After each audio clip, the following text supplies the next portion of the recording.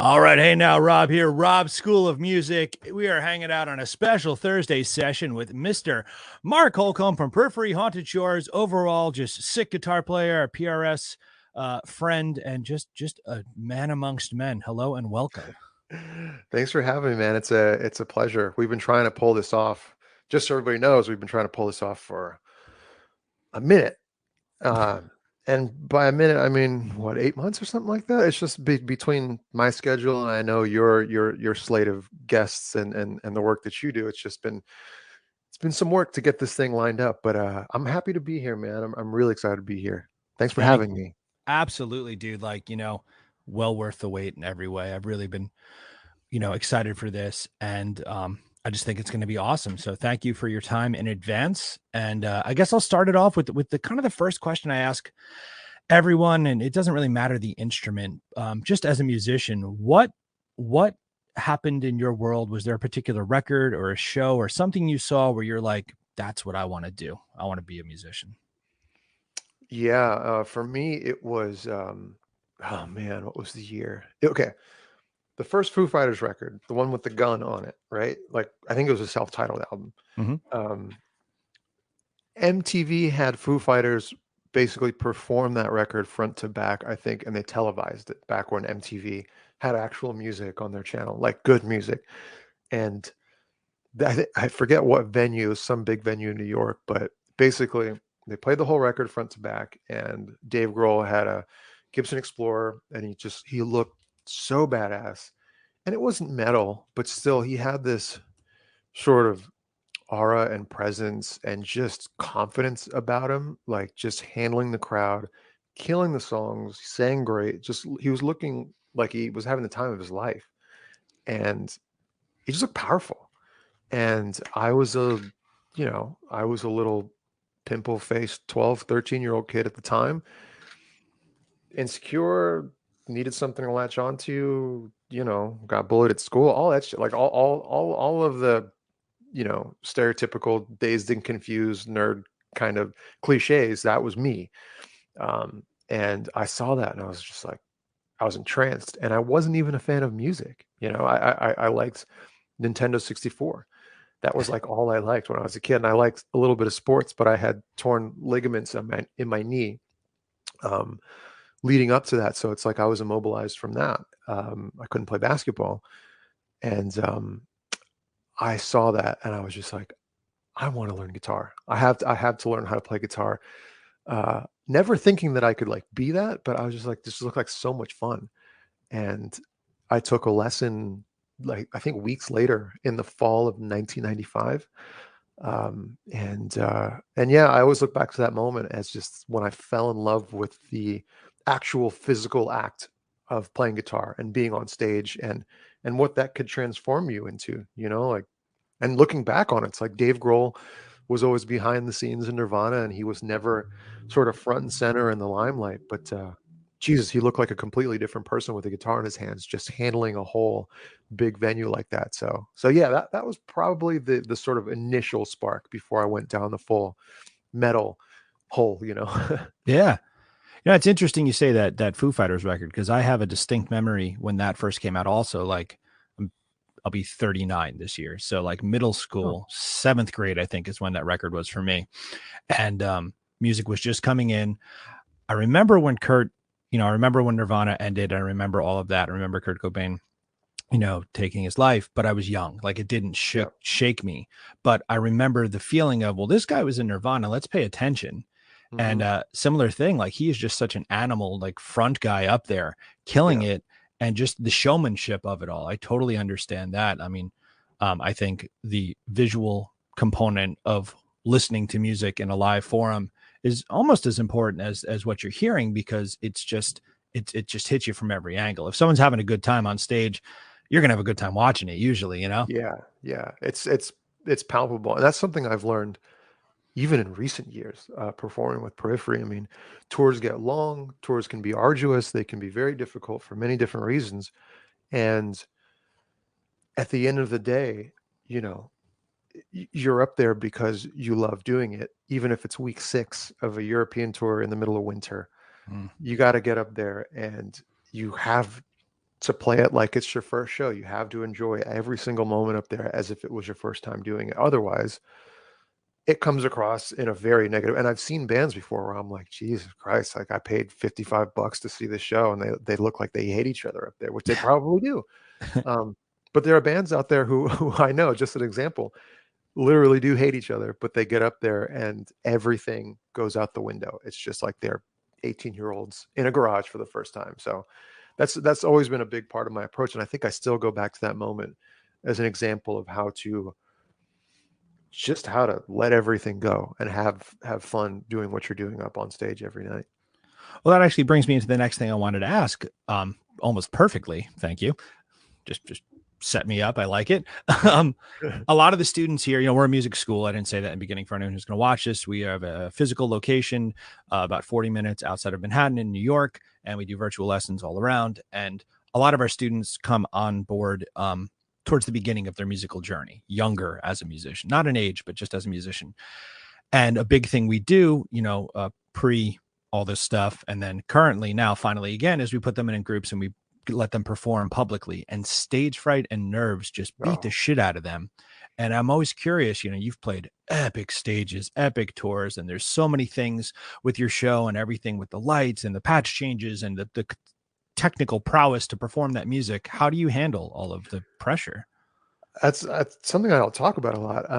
Yeah, I'm really happy to talk about this subject actually. It's something that I always dreaded when I was learning guitar in the late 90s. Like, and I aspired to be in a band. I really wanted to be in a band. But then I thought to myself, I'm like, how am I going to muster up the courage to play a show when I can't even get in front of my history class with like 18 people and talk about the Civil War without pissing my pants, you know? Um, it's a real thing. Like public speaking for me was not something that ever came naturally. Me too. And on top of that, like I'm a pretty private person. Like I would choose, if I were to choose any other job in the public sector aside from music, it probably wouldn't involve public speaking in any way.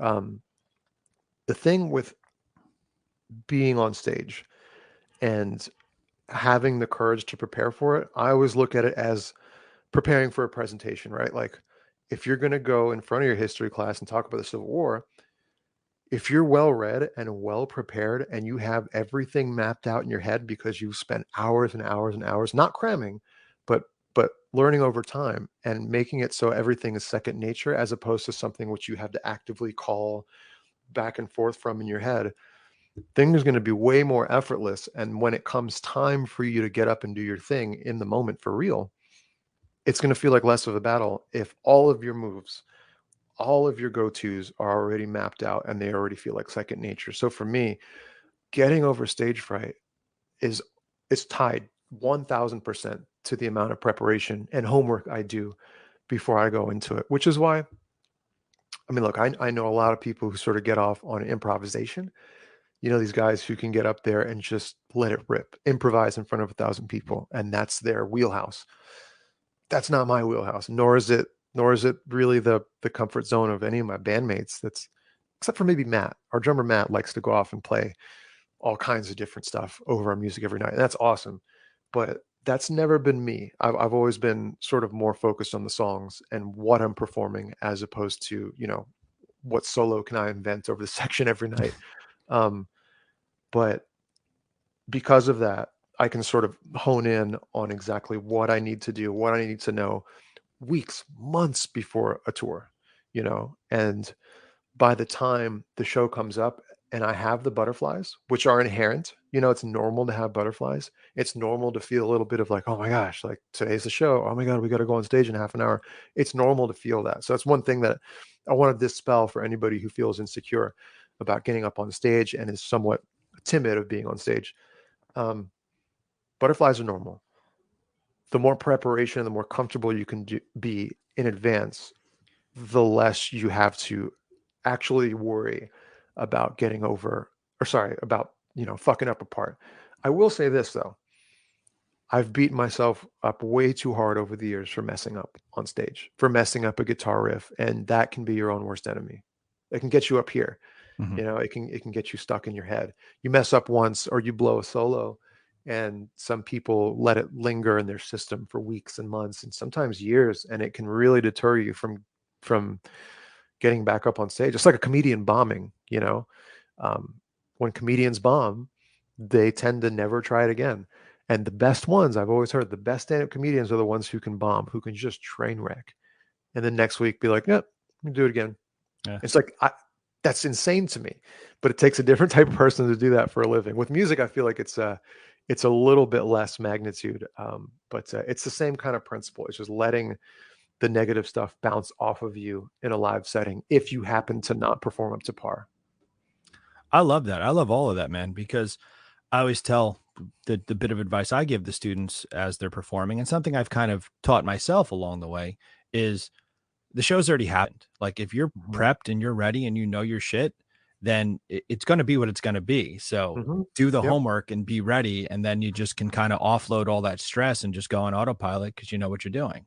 So, Exactly. Yeah. And there's like I said, the butterflies is real. mhm. I still have little things here and there, like I'll get nervous sometimes, and I still have sort of coping mechanisms, like, deep breathing exercises.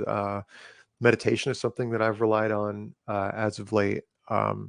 Some people like to have a drink or two. I wouldn't really recommend that because that's not a reliable way to cancel out nerves. Yeah. So I don't subscribe to that, but I know a lot of old school guys who do.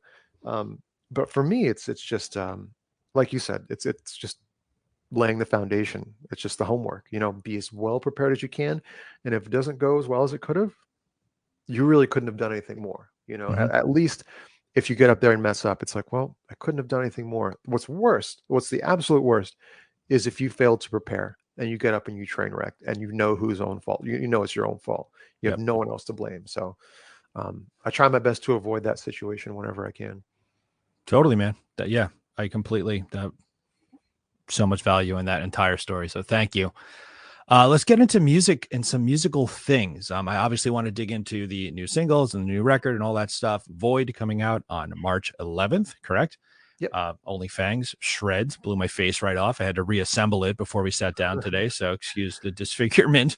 Um, um, your playing is so solid and technical and live on the recording, so consistent. What's your practice routine like? How did it get what have you learned along the way? What are some things that you do every time, things that you used to do, don't do? Like what goes into becoming Mark? I'll start with the negative, that's how I always evaluate myself as a player.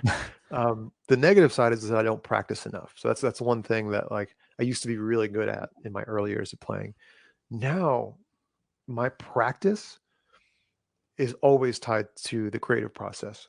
Like, so when I'm writing, I'm usually tracking as I write. So like I'm writing in front of a computer, I'm writing in front of a click track and a program drum beat. Um, and I found that for me, at least in the last 10, 12 years, my playing has really gone up several levels because I'm able to hear myself under a microscope, which is in the studio, in front of good monitors and in front of a DAW, um, being able to hear, oh, wow, I tracked it way tighter on the left side than I tracked it on the right side. Mm, What am I doing differently? Can I track it to a point where I can get it sounding like one guitar, two sides of guitar sounding solid together? And that takes work. I feel like people who don't record themselves underestimate how hard it is to play tight, right on the click or a little bit behind if you want to have a little bit of pocket. Um, it's not something that you can teach to somebody without just giving them the tools, like leaving a guitarist alone in the room with a computer and saying, "Hey, churn out this section with tight track guitars left and right. See how long it takes you." It's tough, mhm. and you have to be able to practice to get better at it. So I feel like every step I've sort of climbed in the past 10, 12 years is because I've recorded myself. Um, and in the early days, and I feel like this is what sort of made me fall in love with guitar, but maybe from 95 until 2005, my way of practicing guitar was just to always have it in my hands, just to always have it in my hands, whether I'm watching sports on TV or whether I'm watching somebody else play a video game or something like that. I always have my hand doing something on the fretboard. It's just to have it there, just to have it so I know what it feels like. I can get comfortable with the feeling of the neck. And if my right hand is doing something else, maybe checking my phone, my left hand will be on a guitar. It's always in my hand, just so I have this sense of familiarity with it. And that's something that I still do. But I remember spending a lot of time just with an electric guitar. I think I had an Epiphone Les Paul back in the day, but just not even plugged in. Just my Mhm. whole family sitting around watching a movie, and I have it in my hands, just noodling. I can't hear myself, just practicing moves, just getting the time in, and I feel like that's something I've gotten a little bit worse at over the years, is making sure I dedicate the proper amount of time to guitar. But again, I think it's just evolved due to the nature Mhm.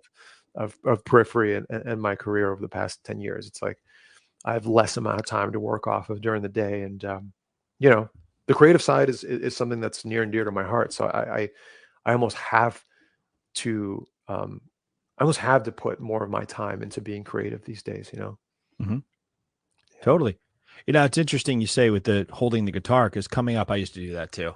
I drive my Yeah. family crazy because they're like, why is your guitar everywhere? I'm like, I don't know. I love it. I love it. I love it. I'm sitting in a room. Let me see if I can pan out so you can see what the hell's going on in here. I mean, it's just, there's an absurd amount Oh, of yeah. guitars in here because I just love guitars. And Yeah. I tell my students, like, if I give you homework, and it's, say work on this lick or whatever it is, and over the course of the week between lessons, maybe you do 10 other things, but you didn't do what I told you to do. Yeah, I'm a Yeah. little bit bummed, but you're bonding with the instrument because whenever Mhm. it's in your hands, you're learning, oh, well, there's another E over here. I didn't know there was another E over here. And Yeah. it's so Yeah. I completely understand all of that.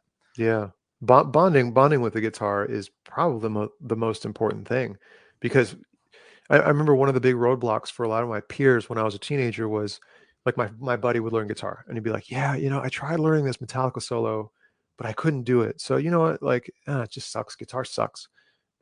And then they would just never play again, and it's, to me, the gap between me and some of those kinds of friends was this sense of attachment to it, this level of bonding. I almost said bondage, Yeah. but Well, that too. that's something different.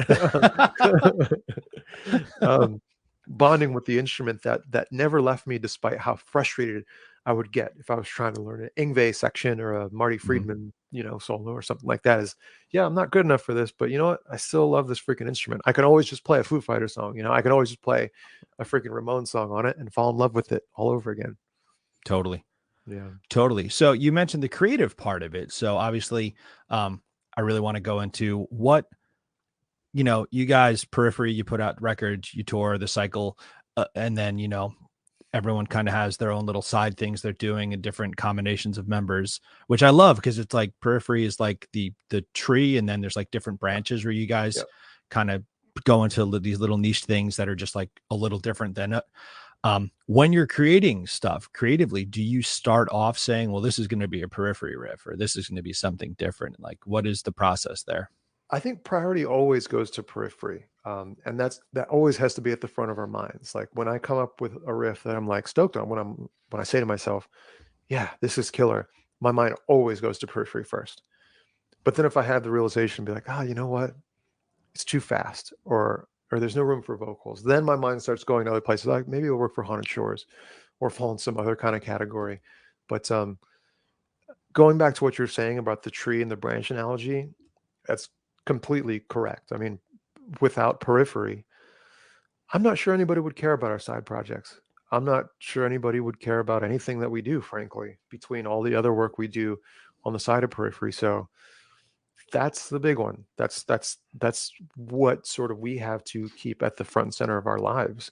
And in the creative process, when I say that Periphery takes priority, for example, there was a Haunted Shore song that I was working on last year. It's kind of like the slow, dreamy, RPG sounding. Just I don't know, I really love the song, and I brought it to Misha, and he and I fleshed it out together. And one of our other band members heard it in the band Dropbox. He was like, "Hey, what is this?" I think it was our drummer Matt. He's like, "What is this? What is this for Periphery?" And I was like, "No, it's actually a Haunted Shore song. Or it was gonna be one."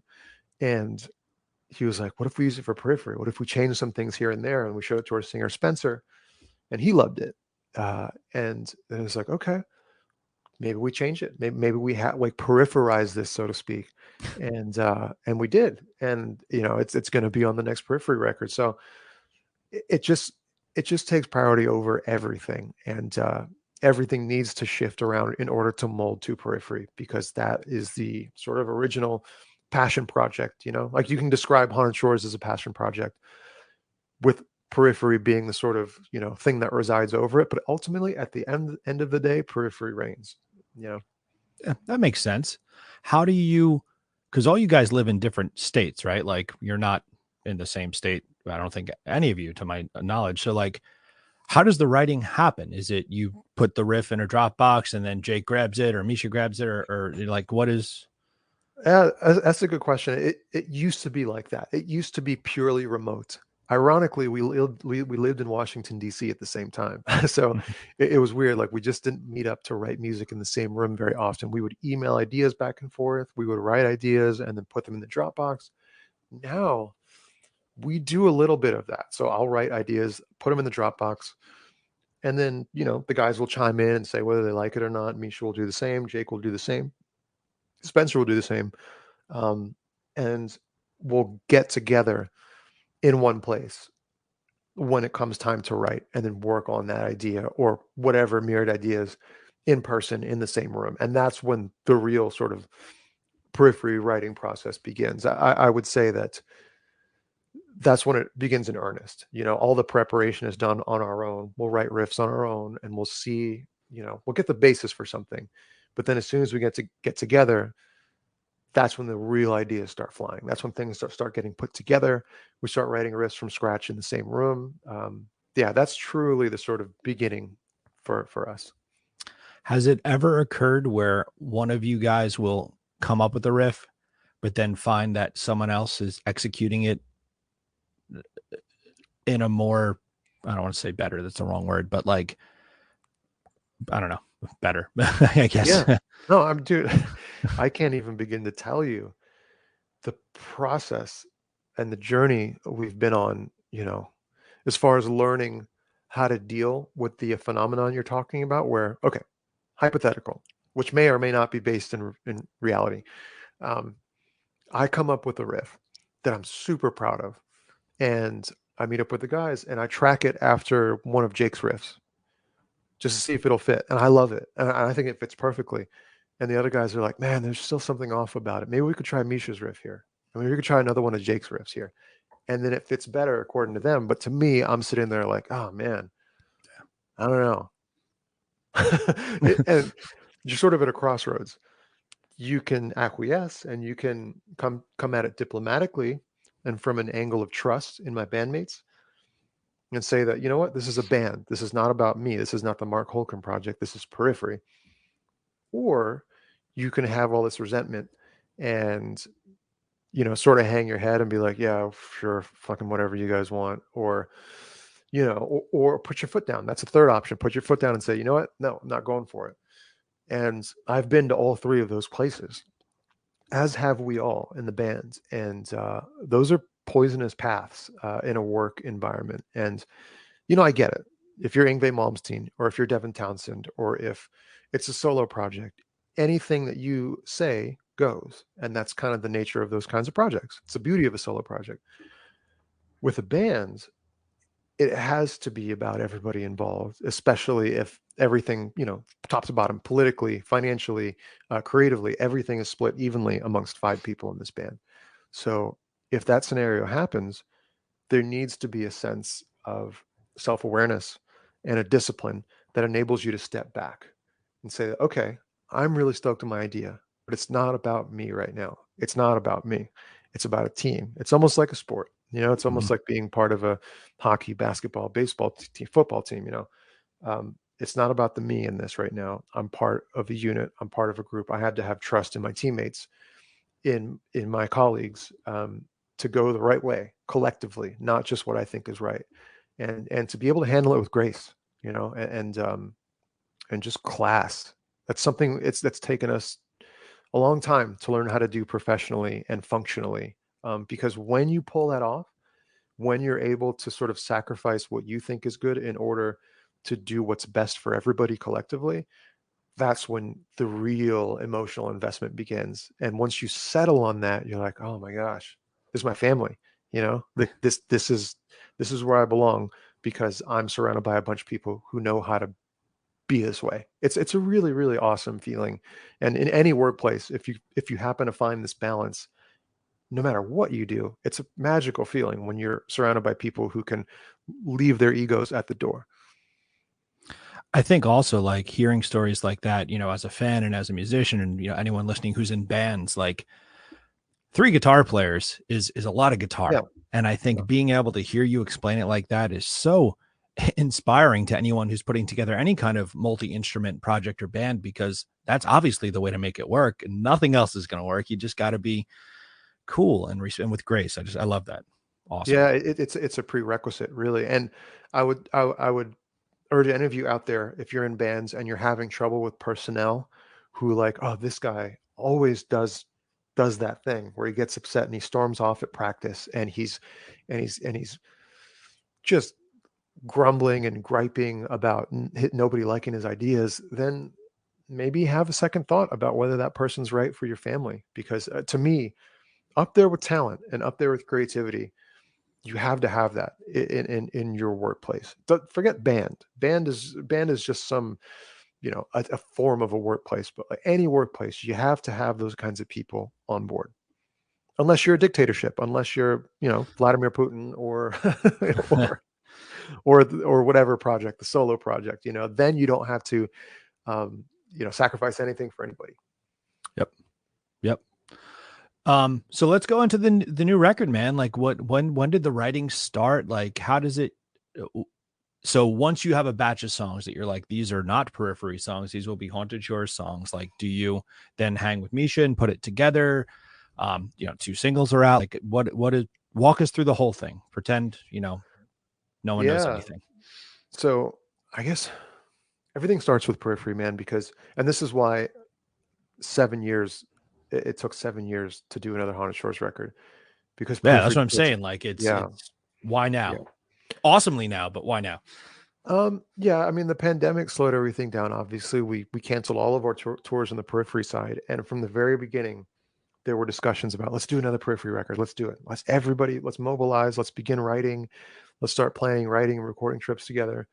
Um, and once it became apparent that that process was going to move a lot slower because we all live so far from each other, and there were travel restrictions because of COVID and everything, I kind of pivoted mentally and I was like, okay, I'm going to write for Periphery, but I'm also going to write for Haunted Shores. And then I just began sort of going down this rabbit hole on my own here in Austin, Texas, just kind of paying homage to old black metal and old death metal records and old thrash records that I loved that I knew was not for Periphery, right? Like, because that's Periphery's not a thrash metal band, Periphery's not a death metal band, it's not a black metal band, and I want to do something like that. And I just began writing like crazy, like just writing from 9 to 5, Oh treating it wow. like a day job here at home, just wake up, have coffee and breakfast, and then write all day, take a lunch break, quit before dinner. Um, and I would do that for weeks. And it got to a point where I had, the basis of a record. I didn't have a full record. I had, the foundation of it. And then I met up with Misha and I took, I want to say 3 trips out there for writing. And he and I just sort of finished up the songs one by one. And he and I have a very, very natural sort of musical relationship together. We're almost like, guitar siblings. Like we kind of just know, we know how this needs to sound. We know how we want it to come across, and we know exactly what each other are going for in any given moment with Haunted Shores and Periphery. And with Haunted Shores, it was almost like this. All right, we know we're not playing these songs live ever. It's not going to ever tour. Let's make it as crazy and just brutal and extreme as possible. And have fun with it, and not make this a ton of work. Make it this like free for all, just whatever it wants to be. And that's what Haunted Shores was. It was a really nice sort of freeing outlet from what Periphery is, because Periphery is a much more difficult thing to write for. There's 5 very vocal producer minds in the band, Right. and to get anything done, even to write one riff and have it be the riff in the song, is it's going to take time. You need to pass all these levels of checks and balances to make it. So with Haunted Shores, it's just this much more direct and easier process, and a quicker process, if I'm honest. That makes sense though. And that's kind of Yeah. cool because if it's going to be something stepping outside, it Hmm. should be fun, right? They Got to take be away fun. all the, yeah. Yeah. Yeah. So what, like I said, OnlyFans is just absurd. Um, any specifics to putting that one together? OnlyFans. Whew. That was one where I said, okay, I forget, I think the BPM is like 230 or 240 or something like that. Something stupid. I don't know. Pardon me if I'm wrong, but I just set the BPM in Cubase, and I programmed a bunch of thrash beats, blast beats, and death metal, just crazy nonsense thrash beats. And I was like, all right, I'm going to experiment in writing little bits of a riff at a time. Because historically, the way I've always written is like, I'll just have an amp and a guitar and I'll write. And if I come up with something that sounds cool, I'll record it on my phone, and I'll save it for when I'm in front of a computer. But with that song and most of this record, it was composed in Cubase. So like a lot of the notier riffs, I think like the first verse in Only Fangs, or both verses actually, um, it was written like a measure or two at a time. Sorry, I'm going to put this move that I like at the beginning of this riff, um, and see what it sounds like over a thrash beat. And I was like, all right, that sounds cool. I'm going to see if I can add on to it. And then I just tried some other moves to complement that first move to see where it took it. And I find that you get a really different result when you write that way, because you'll do that for maybe 4 or 5 more times, and then you're at an even 16 bars. And then you go back and you press play at the beginning of that bar 1, and you're like, what the fuck was I thinking? Like, what is this? It doesn't sound human. Uh, and you sit down and you try to play it, and it's tough, but it's playable, right? It just features all these moves back to back that you would never think of sitting there organically playing and stumble upon. Like, you don't stumble across those just jamming on an acoustic. You don't stumble upon these just noodling. And I feel like that accounts for a lot of the sort of frenetic nature of those riffs, especially in OnlyFans.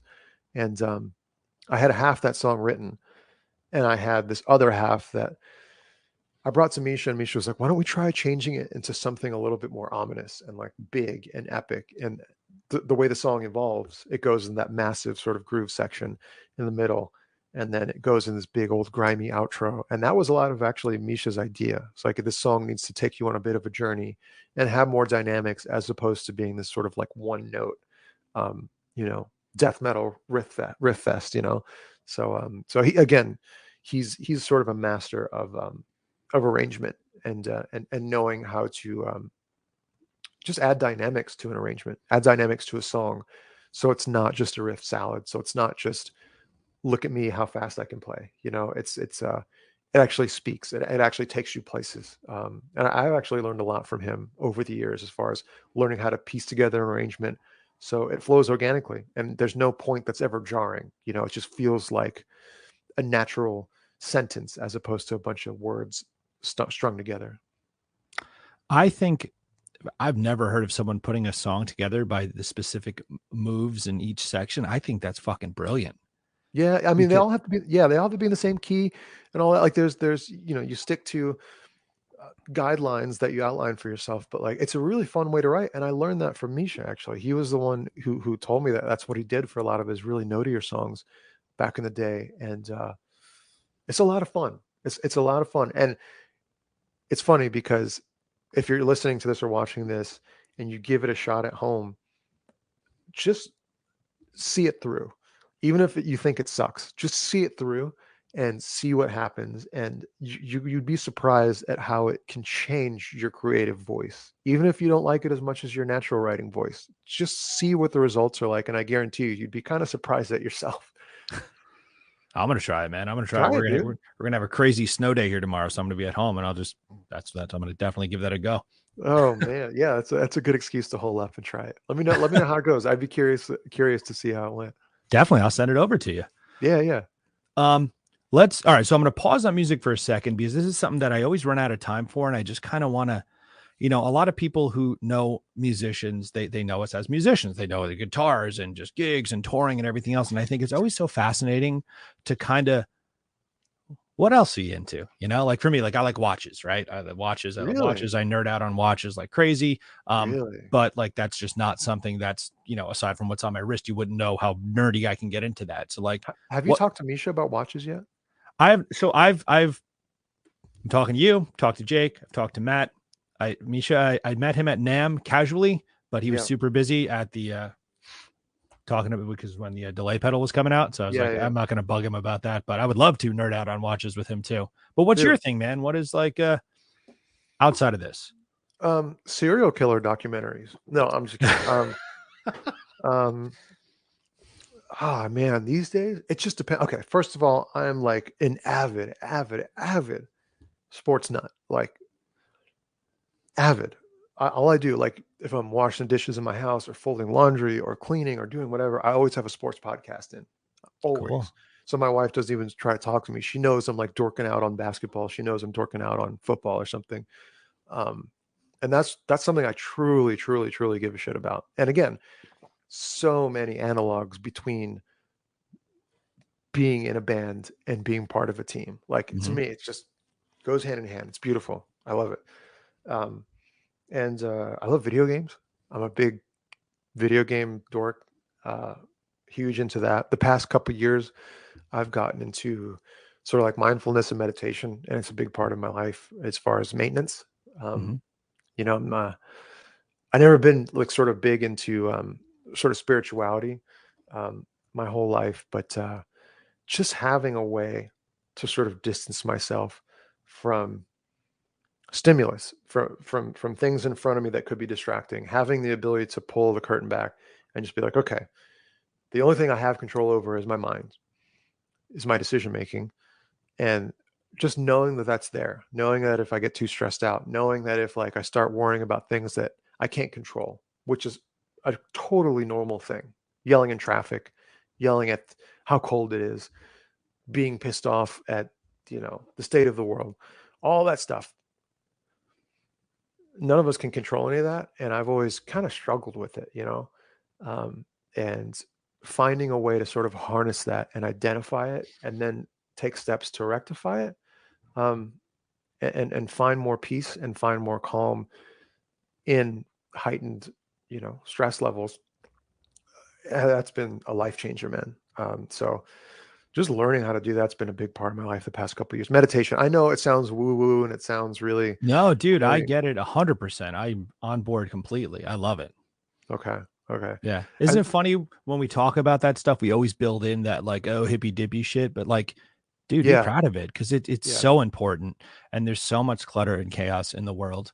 And we all deal with various levels of stress. So more power to you. Like scream it from the rooftops. It works. It really does. yeah, yeah. And I feel like that's a sort of a relic of previous generations, like Hmm. speaking ill of meditation, making fun of it, or therapy, or any type of like mental health regimen.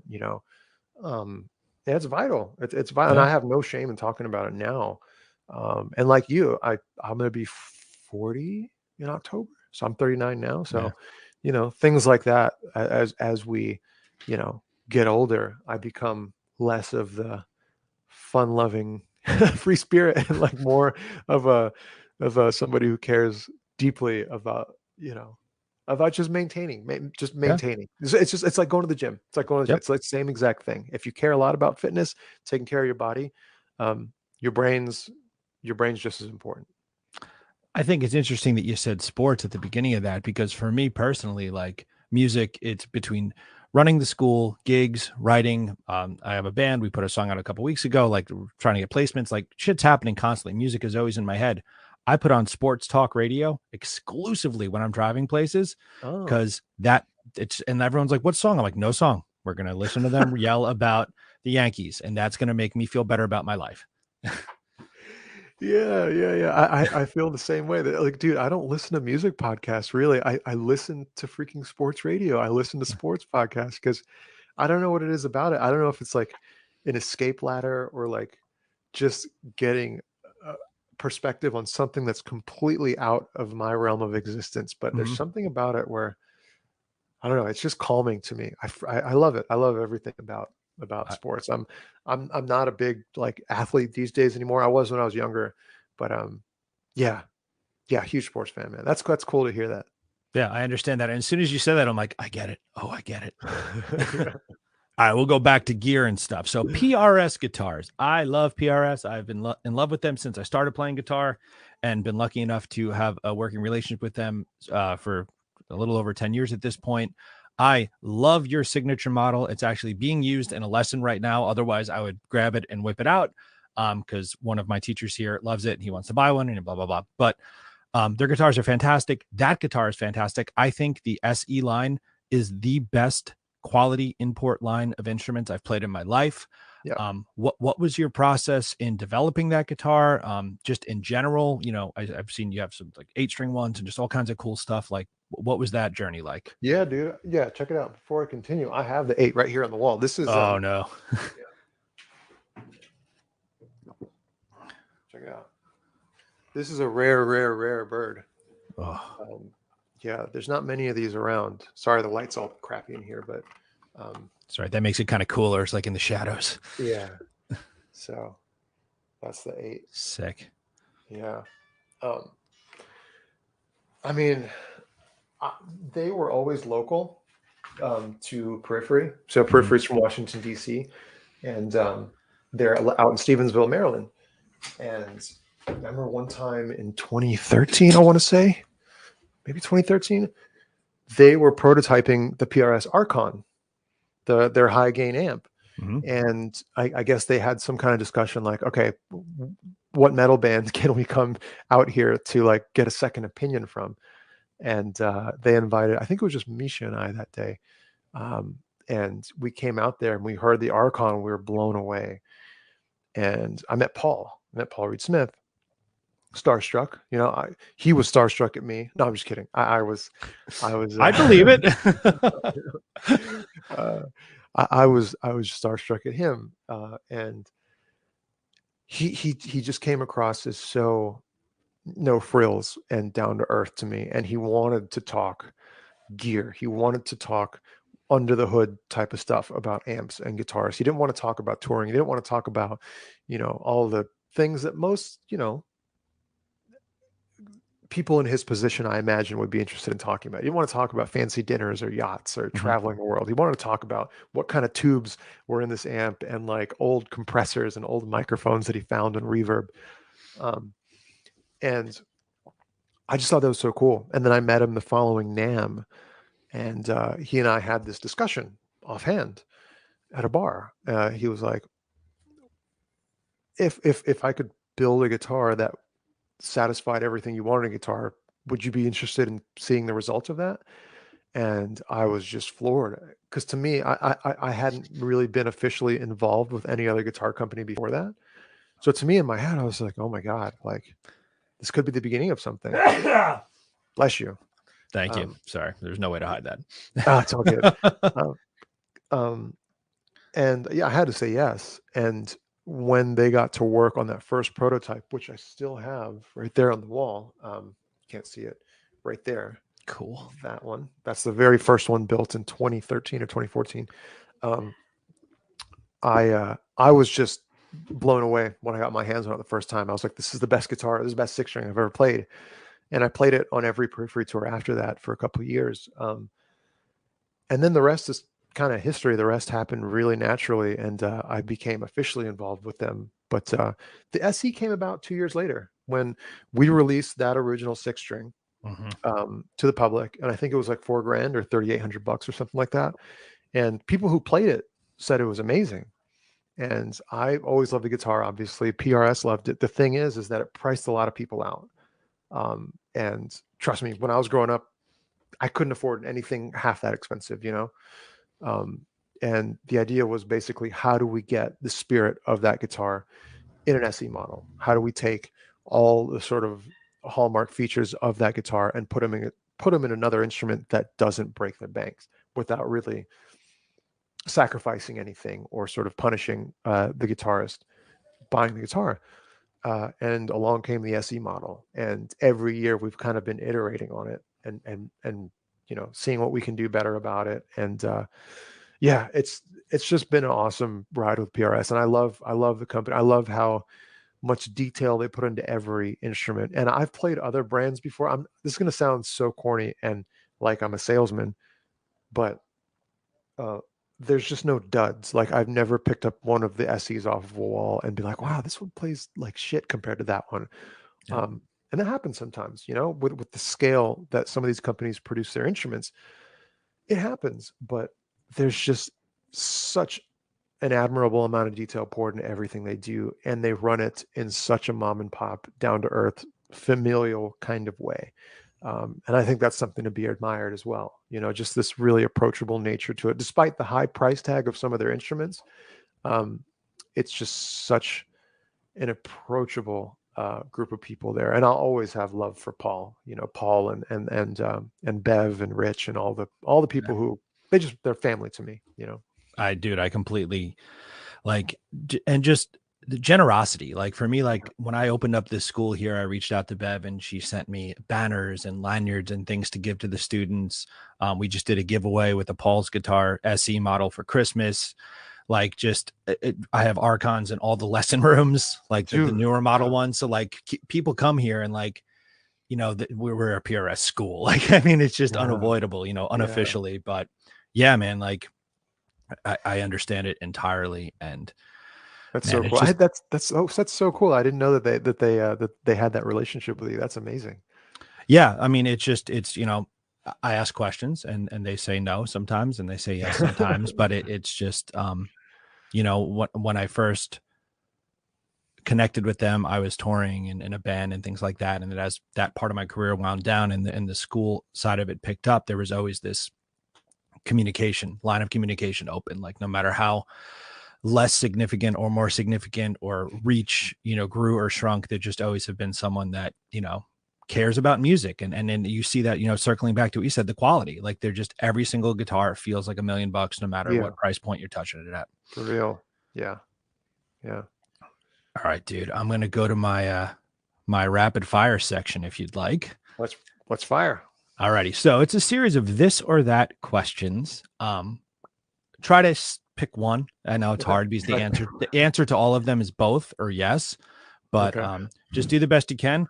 Okay. And it's nothing political or funky, just mostly gear and band related questions. I usually ask a couple. I mean, I just praise the crap out of PRS, but some of the questions are going to be contradictory to that. But just play along Okay. Okay. circumstantially. Okay. Humbucker or single coil pickup? Humbucker. Okay. If you had to choose between a Les Paul style guitar or a Stratocaster style guitar? Strat all day. All day. All day. Okay. Not even close. Okay. Now you're back to this Strat world, and a Telly walks in the room. Telly or Strat? Probably Strat. Probably Strat Okay. still. Yeah. Okay. That's a tough one. That's it. That's fine. Like I said, the answer is yes to everything. Yeah. Okay, the Strat walked away, and now a Les Paul and an SG style guitar walked in the room. Which one of those would you go for? SG because of Black Sabbath. Cool. Good answer. On your Strat, do you want a tremolo or you want a hardtail? Give me a trim. All right, it's a Strat. We're going to go do it all the way. Yeah. Okay. Yeah, exactly. 22 frets or 24 frets? 24. Cool. When you're for a guitar pick, do you prefer a thin, medium, or heavy style pick? Medium. Okay. If you're tuning to just standard tuning, no drop tunings or lower tunings, do you prefer nines, tens, or 11s? Nines in standard. Yeah. Cool. Wow. All right. Yeah. What are you guys using for the lower tunings? Oof. Jesus Christ. Ooh, man. So we drop C, which is our sort of bread and butter 6-string tuning. 11 to 56 is what I use.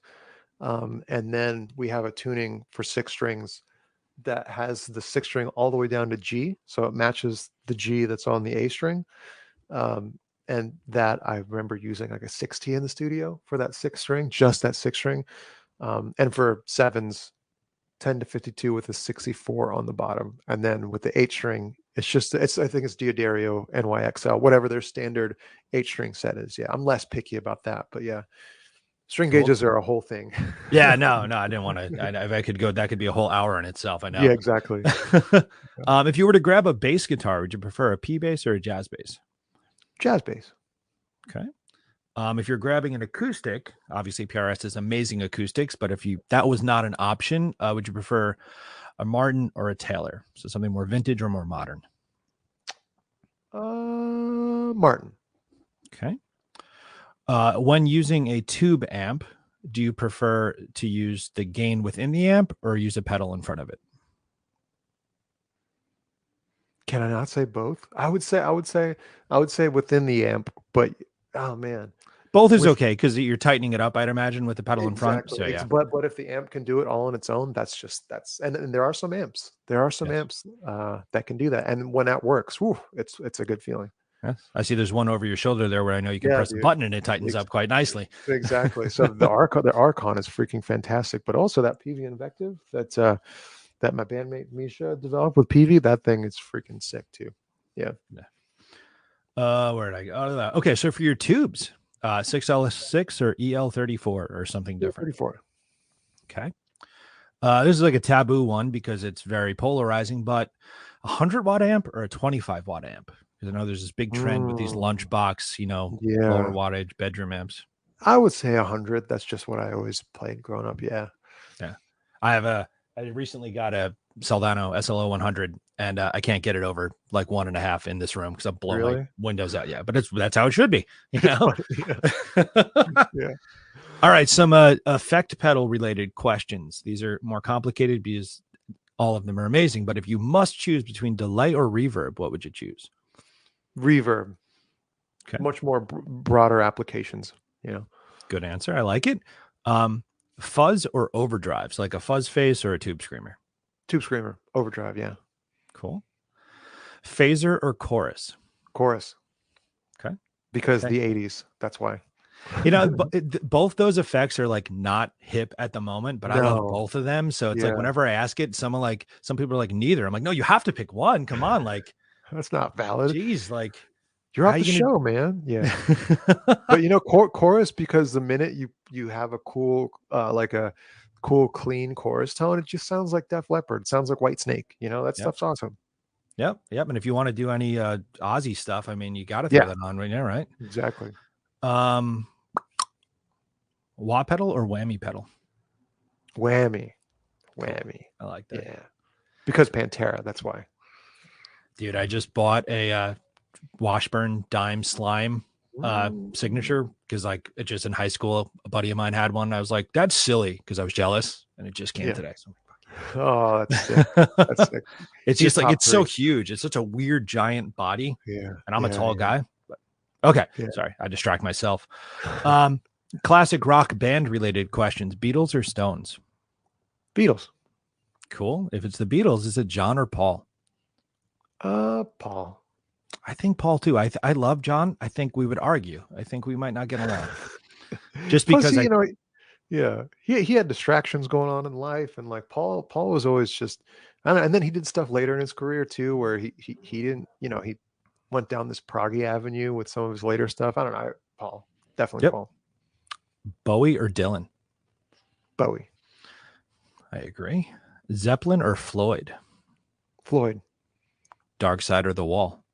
Dark Side. Okay. Pearl Jam or Nirvana? Pearl Jam. Oh fuck. It's okay. Pearl I Jam. love Pearl Jam. No. It's cool. It's Pearl Jam. Ah man, Pearl Jam. Pearl Jam. I'm a big Pearl Jam guy, and just like in the last 6 months, I fell into this Nirvana hole, and I'm like, oh, I missed it. They're pretty cool too. Damn it! I've been like Can I shitting on stop? them forever.